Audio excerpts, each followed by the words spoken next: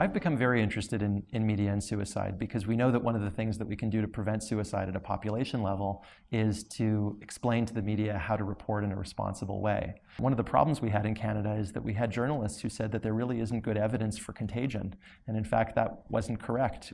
It's been seen in Austria and Australia, where it's been very carefully looked at by a couple of my mentors through the AFSP, Jane Purkis and Thomas Niederkrotenthaler, but in fact there's more than 100 studies around the world, most of which show this contagion phenomenon, and we felt that it was very important to study that in Canada so that we could inform our local journalists.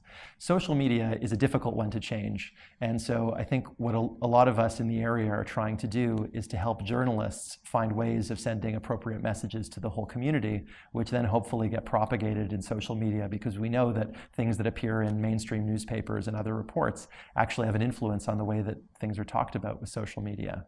The media actually matter. I've had a lot of journalists who have come to me and said, well, people are on social media, nobody reads newspapers anymore, nobody pays attention to us.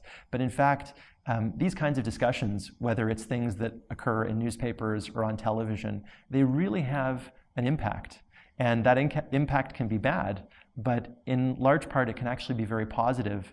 And so we've shown that statistically that it can have a positive impact. And so now what I think we need to do is a good job of translating that into making sure that newspapers and TV shows portray suicide in a way that will help and be healthy to the population.